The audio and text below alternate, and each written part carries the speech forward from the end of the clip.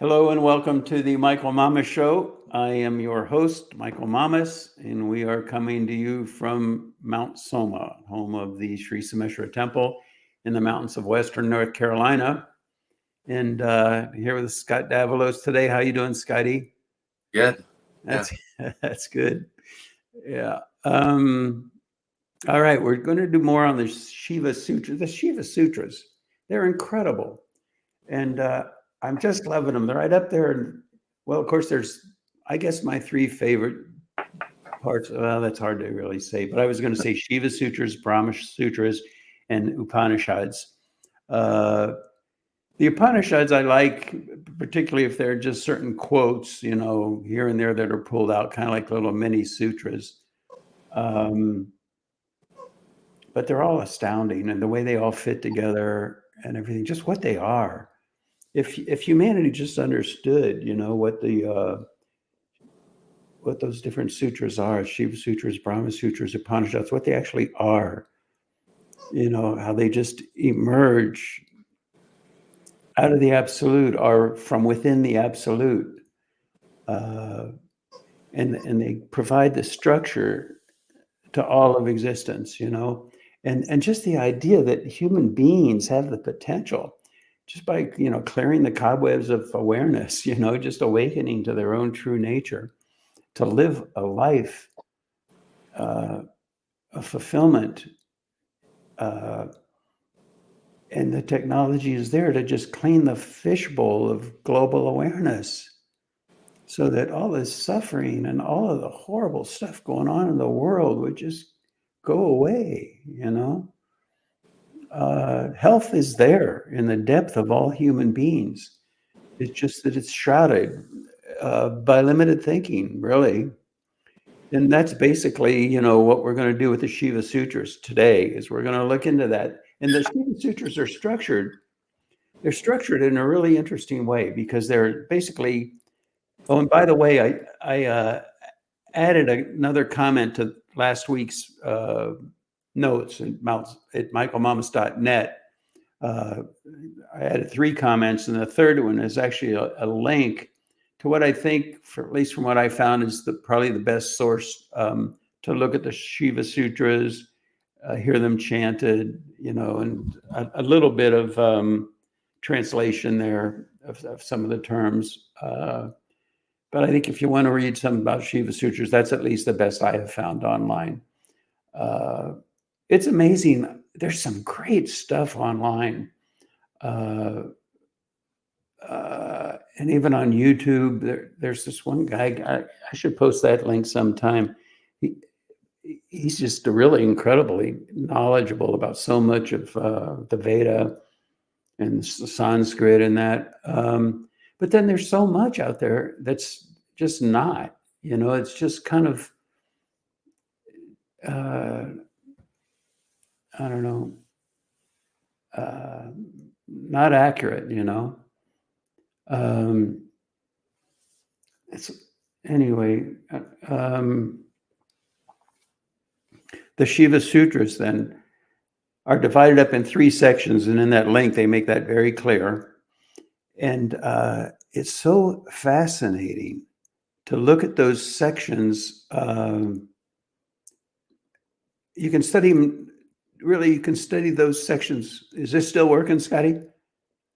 Yeah. Yes. Yeah, okay, because I'm going to go to that site that I asked people to invited people to take a look at, and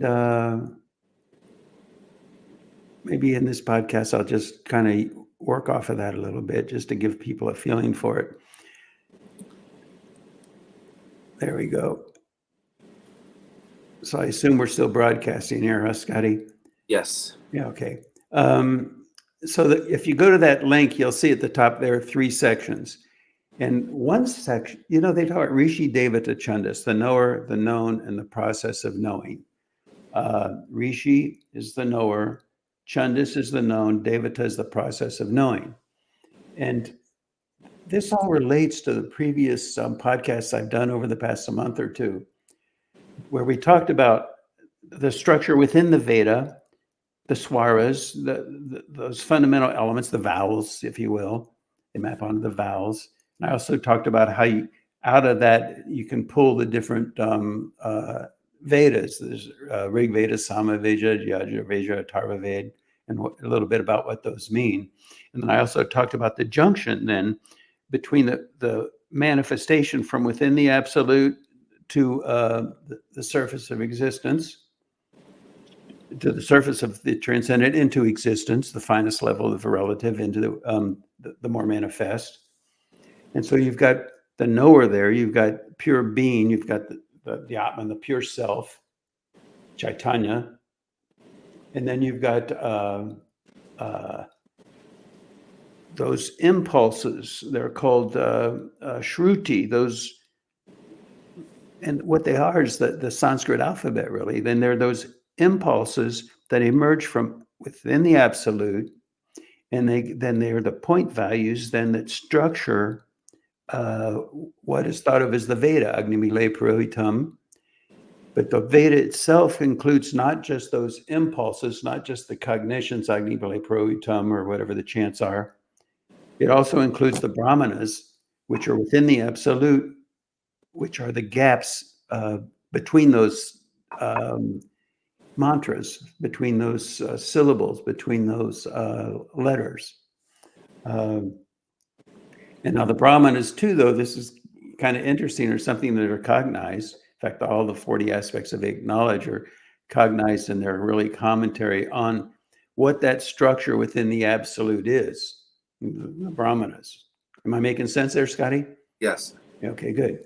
So what the Shiva Sutras are now is they're divided into 3 sections. One section is the perspective on the nature of existence from the perspective of the absolute, from the perspective of Chaitanya, from the perspective of the Rishi value. The second section is from the perspective of the process of knowing, the Devata value, and that perspective on the nature of existence. And then the third section is the perspective from the Chandas value. Chandas mean the known, the object, from the perspective that really emphasizes the idea of, with respect to the individual, that we're the mind. The chitta is what creates us. And it's from that mind where we interface with existence, with relativity, and also with respect to the absolute, with respect to Chaitanya. So now it's interesting, though, that the reality, the ultimate reality, is that there are no pieces. There is no Rishi, Devata, Chandas. It's all Samhita. It's all wholeness. One exists infinitely, seamlessly merged with the other. And so to try to break apart the unbreakable is a contradiction. It's not possible. But nevertheless, in so doing, we explore its nature. And in fact, that's what we do in the field of relativity. That's what relativity means. It's relative. This thing is relative to that thing. It's the world of thingness. It's the world of separation. I know Ananda Mayama call it the world of wanting. Why? Because everything naturally wants to gravitate back to unity. One wants to feel fulfillment. One wants to feel oneness. And then there are the twisted approaches to try to feel oneness, which, if anything you don't like, that you don't feel one with, just annihilate it, discredit it, destroy it. Anyway, what I'd like to do then is there are a couple of different ways that I'd like to take a look at these 3 sections.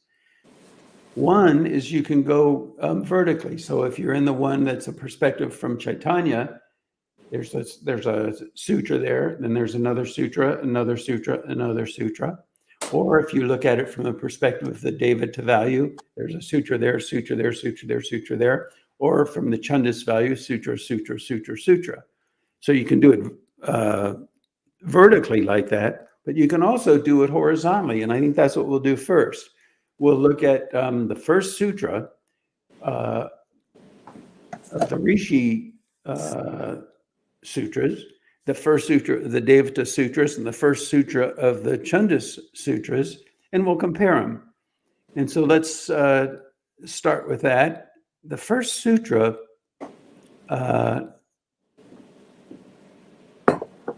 of the Rishi is Chaitanya Matma.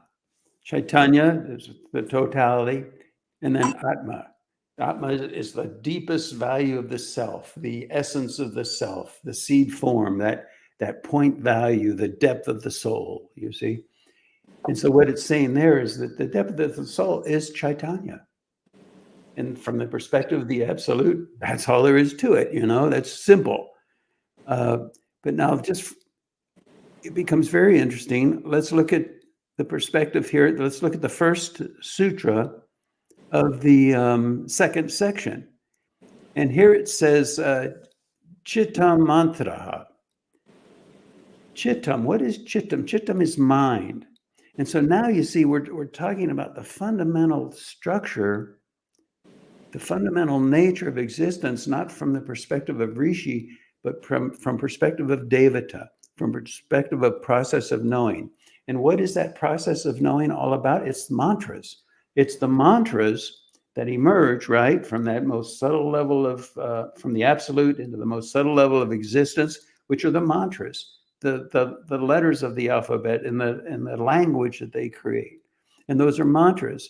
So what it's saying here is that mind is all built, it's all created. The whole thing is created out of mantras. Mantras are the fundamental building blocks, just like numbers are the fundamental building blocks of mathematics, all mathematics. Mantras are the fundamental structure of existence. And it's mantras that take that emergence from the absolute and create a structure called the Veda, if you will. And then it then projects the knowledge contained within those mantras onto relativity. Now, they talk about the chittam here, the chandas value, really, if you will, with respect to mind. It's the mind, and what that is the mind gets created from the life breath, prana, and it emerges through the mantras, out of the absolute, through the mantras, into relativity to create mind. So the mantras, it says here, chitta mantraha, the mind is composed, created by mantras. But now there's another interesting component here, and this is not directly out of this sutra, but at any rate, it's important to get this. And that is that karma plus prana, plus that life breath, karma plus prana equals mind. So see, we've got another component here, and that's karma. So what structures your mind? What structures your mind? Well, the fundamental building block is that absolute that emerges through the mantras to create the perfection of mind. But then there's this other thing called karma. And the karma then combined with that prana is what creates mind. Because you see, well, here, let's go to the next one and we'll keep talking about this. But the next one then would be the third section of Shiva Sutras. And what that is from the perspective of Chandas. And that says, I'm trying to read the Sanskrit here. Atma Chittam. I'm not great at Sanskrit. I'm okay, but I'm not great. Atra Chittam. Chittam. Yeah. Okay. So what that says is that the individuated self, the Atma, the self that is merged with the absolute, but the Atma is mind. Now, how can they say that? Well, they're saying that because it's from the perspective of the chit, of the mind, the chittam. And now, so let's take a look at chittam. And what is it created of? Well, as we said, it's prana, life force, combined with karma. And there's a thing in it. There's a thing in Vedic literature called well, first of all, what do we want to do first here? There's vritti. vritti is the modulations of the mind, and vritti can come from different places. It can come from the absolute itself, which is pure, in harmony with nature, you see, the fundamental nature of existence. But it can also come from karma, modulations of the mind. So it affects the way we think, and it's karma, you know. But now there's the conscious mind, but there's also the subconscious mind. Maharishi Patanjali talks about that, and so we think with our conscious mind, and that's what determines what we think. But it's really not. What really is deciding what we think is the subconscious mind, because it's the subconscious that influences our thinking and determines what we think, what we believe, and so much of that is karmic. Am I making sense there, Scotty? Yeah. It's pretty cool, isn't it? I mean, those are the 3 sections of the Shiva Sutras, huh? No, Michael, as like say, this is all a dream of Brahma or thought of, comes into existence. So everything comes into existence. These I'm just had this going through my mind of when these sounds start traveling through the universe, they're bouncing off of each other and collecting and action. So all that action, that's why you're saying karma plus the sound waves, they're collecting and organizing and moving together, and then they're manifesting into all of reality, right? Correct. As That's the universe. correct. That's all Yeah. correct, Scotty. It's important to keep in mind, though, that this is a process that goes on eternally. Right. And it also occurs in cycles. The sun rises and sets. There's the different yugas that we go through, and then there's the Maha Yuga, which is the conglomerate of all the yugas, and then it goes into the unmanifest, and then a whole new universe, if you will, emerges. Yeah. Like that, yeah. So all these cycles, and they're karmic winds that are involved in that process, and that whole thing goes on eternally. It's beautiful, isn't it? Yeah. Yeah. I mean, there's the picture right there. Uh-huh. And if and when you study, well, there's probably more to it. I mean, I know there's more to it, but fundamentally, I'm talking here. When we study existence and we study Vedic knowledge, it's good to have this context. Because if you don't have this context, you can really get lost in your interpretation of the different sutras. What are they really trying to say here? Let's do the next one in the first section. So now we're looking at things from the perspective of the Rishi, of the Atma, of the Chaitanya perspective.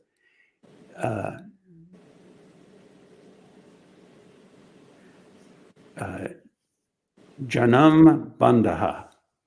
It means, now it's interesting because Jnanam, means knowledge.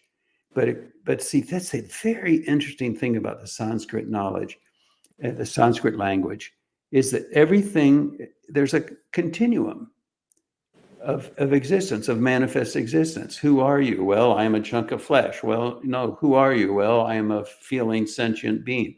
No, who are you? Well, I am the soul. Well, who are you? I am the Atma. Well, who are you? I am Chaitanya, like that.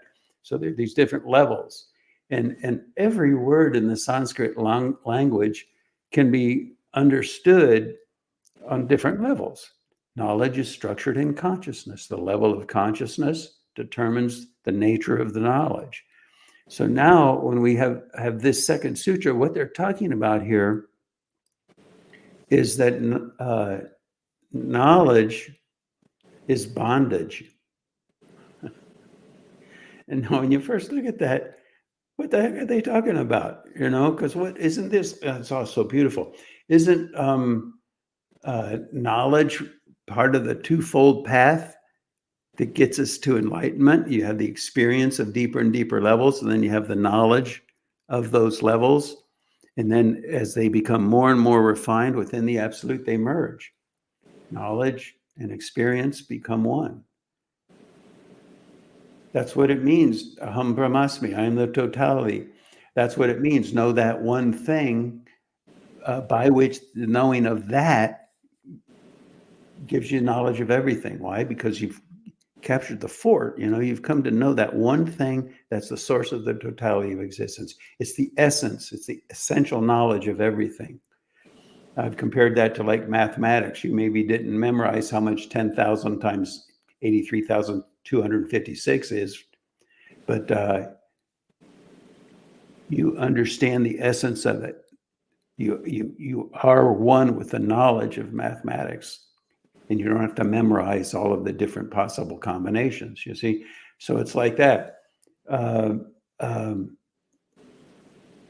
So this is very interesting because there are different levels then of knowledge. And what's the ultimate knowledge? This is all illusion, and the only thing that really exists is the totality, is Brahman, is Chaitanya. But now the interesting thing here is, and there's a sutra in here somewhere, I think, that refers that, certainly in the Brahma Sutras. There is, I believe, in here in the Shiva Sutras too. I can't recall. But what it says is that you can't really understand Brahman unless you understand, well, we'll say it this way, unless you understand ignorance.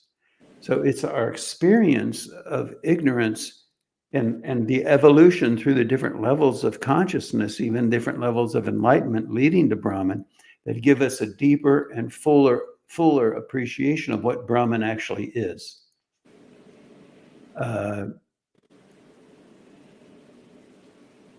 And so there are different levels then of bondage. And what do we mean by bondage there? We mean that we can say it this way: if you have a level of understanding and you hang on to that one level of understanding, and this is truth, and you're white knuckle to it, then it becomes bondage. Why? Because you don't go to that next level of understanding, a deeper and deeper level of understanding, a more expansive level of understanding. And it's just right there. Go ahead. It's like you get off the boat early before the two streams merge. Right? I've heard it. That's good, Scotty. I've heard it compared to like you're going up an elevator. Yeah. And you go up the elevator a little bit and you get off for a minute, and the view is so nice you don't want to get back on the elevator and keep going up. This is it, right? Yeah, this is it. I found it. I get it. I call that the I get it syndrome, Yeah, good, Scotty. That's good. All right. I'm trying to see if this is the next one I want to do, if we want to go back over to one of the other sections.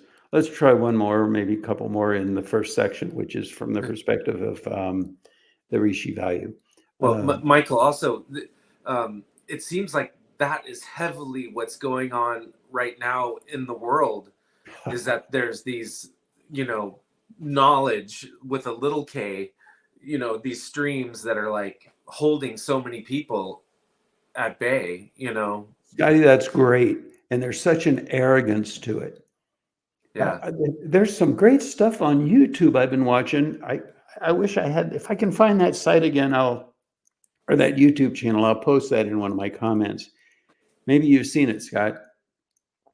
There's this guy, and he travels the world, but particularly he's done a lot in India. And he looks at these different temples and technology. Yeah. Everybody knows about the pyramids in Egypt, but he even says there are more incredible structures in India, all over India. But he talks about how modern scientists, archaeologists, because they can't understand how that was done, they ignore it. Yeah. Or they'll say, we don't know how they did it, but it was just with, blunt, barbaric tools and stuff. Right. Well, obviously, if you look at it, it's not. So that really, your point underscores that, doesn't it, Scotty? That we tend to hang on to, white knuckle onto our current level of understanding and think we get it. Right. And that's the fate of spirituality, Or even thinking we're way more advanced. It's just thinking about the people that cognize this knowledge, all these, these sutras and the, Upanishads and all of this, what level of consciousness were those people in compared to what's happening now? You know what I mean? And also, well, I've talked about this, I think, in previous podcasts, but you read these cognitions and you're not really reading the cognitions oftentimes. You're reading the interpretation, certainly in the Basha, in the commentaries. Right. You're reading commentaries of people that aren't living that level of life as the cognizers. And even if you read like Adi Shankara's commentaries, well, yeah, Adi Shankara was there, but the translations of his commentaries are coming from a level of consciousness. Yeah, I remember you saying as soon as it leaves their lips, it Oh yeah, no longer. Yeah, how do we say that? I don't remember how I said yeah, that. Yeah. Um, yeah. It leaves their lips. It ceases to be what they said and becomes what the listener heard. yeah, when the master speaks, it immediately ceases to be what the master said and becomes what the listener heard. That's a pretty good one. Yeah. Yeah. Anyway, the next one I'm going to skip because it's basically saying the same thing, which is terrible to undermine it that way because it's so profound. But let's get on with the one after that. It says, I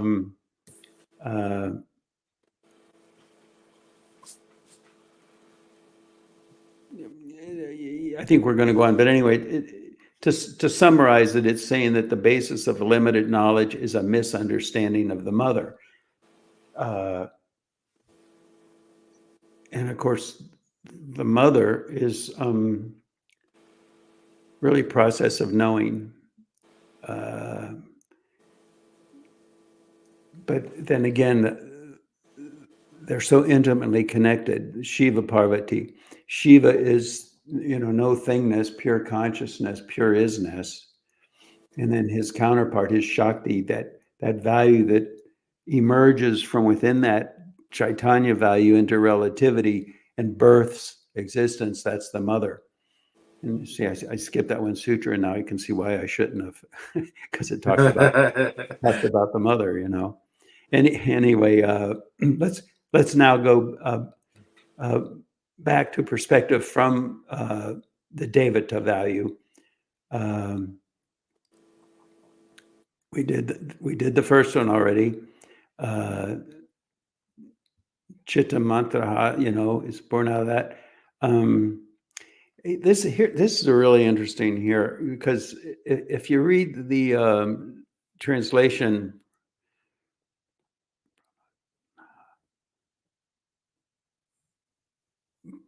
Prayat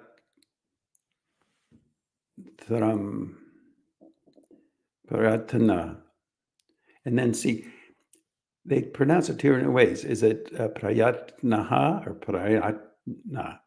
I think it's supposed to be ha, but a lot of times just they drop it. Particularly Northern Indians tend to drop it more than Southern Indians, I think. Anyway, I don't want to get into that. I am not a Sanskrit scholar. I'm not going to get into the debate. Okay. Sadakaha.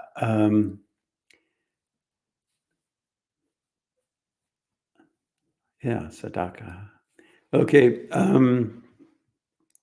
But what it's saying is that effort, and it even says spontaneous effort, zealousness, is effective in fulfillment. That's a very interesting one because you can interpret it on different levels, and it can even become something that twists the understanding more than it and enhances it. Because certainly it takes effort, just to pick yourself up, get out of bed, and go sit down to meditate in the morning. There's some effort involved in that, you could say. And so life, there's some effort involved. You could say that. You could argue that certainly it's true from a certain level of existence, yes. But what can happen then is you take that idea, and for example, with the Tantra Yoga Sutras, you have dharana, dhyan, and samadhi. Dharana is oftentimes interpreted as concentration, focus, and so you could see it as effort.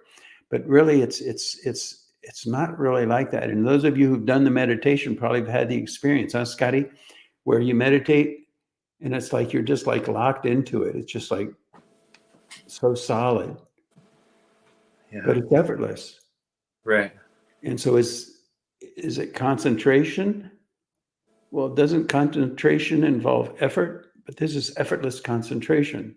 So you see that the knowledge becomes quite delicate, and it's therefore easy to see how it slips through people's fingers over time, you know? Now, what I like to do, and I've been doing this for decades, I like to get up around 2 in the morning, pretty much my whole adult life, really. Let's say from age 31 on. I like to get up early in the morning and meditate or whatever, but lately what I've been doing most recently, the past month, is I just sit and read the Shiva Sutras or the Brahman Sutras. Because, and also to read it in Sanskrit, because the structure of those letters themselves are part of what Panini, what the cognitions of the Vedic alphabet. They weren't just sounds. Look, what came with those sounds was the actual structure of each of those letters. And so the Sanskrit alphabet and the way things are written in Sanskrit is actually the way all that comes together from within the absolute itself. That's what it's called, a pure language.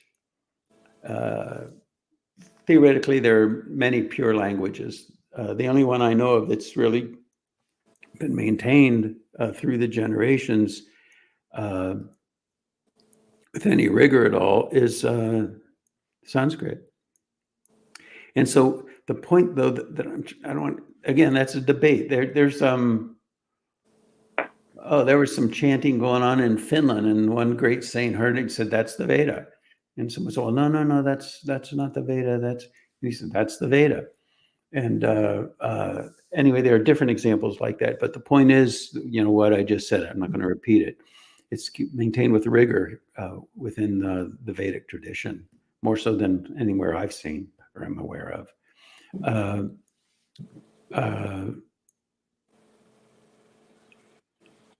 So anyway, I like to get up like at 2 in the morning. I'll go from 2 until 9:30 sometimes. It varies. Sometimes I just have less time, you know. But the actual letters themselves, it's almost like they touch and they thrill, or they enliven, or they awaken us to that deepest level. Or what do they call it? Satchitananda, eternal bliss consciousness, huh? But that the thrill is too gross of a word, you know. Well, they call it bliss, don't they? It enlivens that bliss at the very depth of your physiology, you know. And so I like to get up in the morning and read Sanskrit, listen to Vedic chants, what have you, and just feel that, just be with that. It's exquisite, you know. It's exquisite.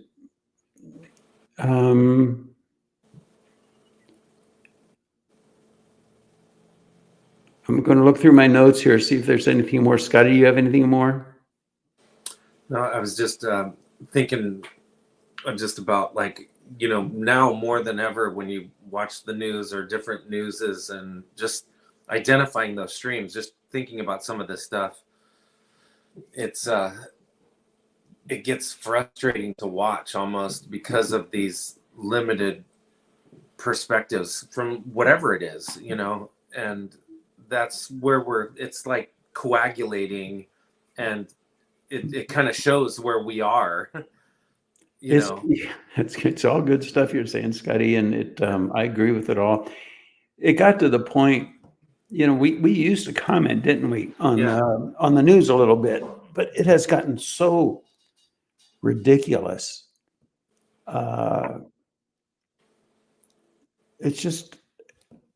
It's not even worth commenting on anymore. We just got to clean the global consciousness. We have the technology to do it. I'm back on Mount Soma now, and we just need to build the enlightened city, which acts as a cosmic global washing machine to clean up the mess. Because if people's minds are affected by the pollution in the global consciousness, that's what you get. Just watch the news, you know. And we're not gonna annihilate war and all that the way we're going about it. We're just gonna keep happening. It's been happening for thousands of years. Disease, famine, suffering, all that. None of it is necessary. And really, it comes down to money. And in the global scheme of things, it comes down to very little money. You know, we could get this whole thing built for about 300 million. There's got to be. If you know any billionaires that are at all open-minded, I just think if I could sit and talk to them and explain all this to them, and they're rational beings, we could bring it together. We could make it happen, and that's what we're dedicated to at Mount Soma. And then you get into this thing where positive attracts negative, because the greater the positive impulse, and it's just mechanics. It's nothing, otherworldish. If you have a status quo, which is polluted fishbowl, and then you introduce a different element, this is going to resist it. It's going to fight it. And if there's something rising up, the stronger it becomes, the more resistance it's going to incur. And so it's a challenge. They say to build a Shiva temple is one of the most challenging things you can do, because so much negativity rises up to combat it. And I'll say a lot of people who are knowledgeable in that arena, they come to me, how did you do this? I mean, how in the world did you accomplish this? They're just dumbfounded. And it was blood, sweat, and tears. I mean, that's the truth of it. But now what we're trying to do, that was just the first temple. There's a whole network that we want to build here at Mount Soma to create something powerful enough to create a wave of purity that can clear global consciousness for the entire country, the entire continent, actually. And that's what we're doing. And that's what Mount Soma is all about. So if you know anybody who has contact with someone who would be able to help us, please go for it, All right, Scotty, we have anything else? No, I just think if anybody's, one last thing is, if they're wondering what they should be doing, they should at least pick up this as a hobby, to like start to clear your consciousness. If everybody's wondering what they should be doing, this is make your hobby your life. Yeah. And there's naturally things, there will always be things that we have to do that we don't particularly want to do. Sometimes I don't even feel like getting out of bed or brushing my teeth or going downstairs and exercising or what have you. But the big picture, there's a theme, there's a momentum to it. You could say it's the Sarasvati value, we live our life in dedication to that.